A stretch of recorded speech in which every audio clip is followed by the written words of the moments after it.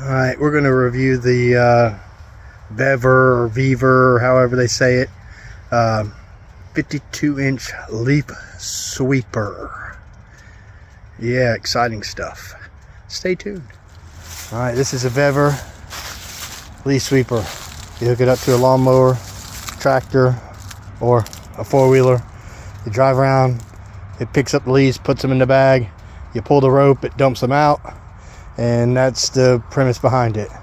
So in essence, a leaf sweeper is an amazing thing that's invaluable if you've got a property full of leaves. So I'm going to tell you all the things about this thing. First off, putting it together was a pain in the butt. The directions come from China and they are awful directions. You got to look at pictures to figure out where stuff goes. But you know, you can 30-45 minutes you can get it put together without too much trouble. Second issue, these pins. This entire thing is assembled with pins, cotter pins, and it's a big wobbly mess. It wobbles all over the place. It vibrates itself apart. So if you buy one of these, first thing I would do is what I did. You take all these pins out and you put bolts in. Every one I could replace with a bolt.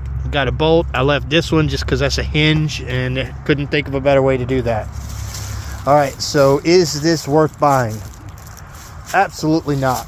Put another $7,500 and buy a reputable brand. This thing is a piece of absolute garbage. Every twig that gets in it, you have to stop, dig the twig out so the wheels won't get locked up. The dumping, everything, all that stuff works just fine as you would expect.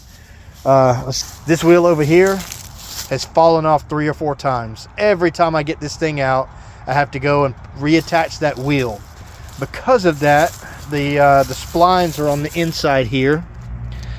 Because of that wheel coming off all the time, it has torn the splines off, and this wheel doesn't actually do anything as far as turning the brushes anymore. It just kind of hangs out and does nothing. These bolts have fallen out. Those two that you see right there, those 2 bolts have fallen out. That bolt fell out. The adjustment will randomly just change itself as you're out doing your stuff. The first time, let me lift this up. First time I had it out, all this started to tear. Where the crossbar goes across the leaf catcher, that started to tear up. You can see it's the same principle behind all of them. This one is just a really poor made version.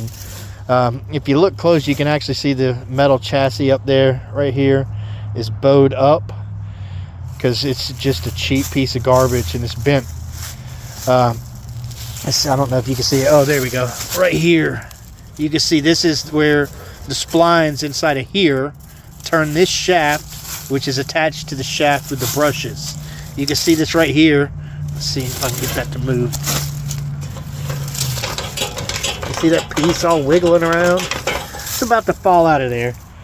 And there's not really any way to fix that. So yet another problem.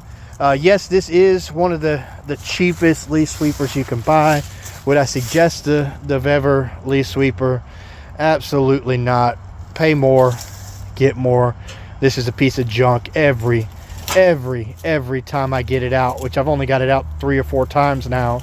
It hasn't been used very much, but I have to fix it. I have to work on it. I have to tighten bolts. I have to take stuff off. I had to put stuff back on. I had to put thread lock all over the nut to hold the stupid wheel on. So don't buy the Vevor 52-inch or the 42 or the 36-inch because they're all made exactly the same. Don't buy the Vevor, whatever it is, leaf sweeper. Again, I can't reiterate this enough. It is a piece of junk. All right, on to the next.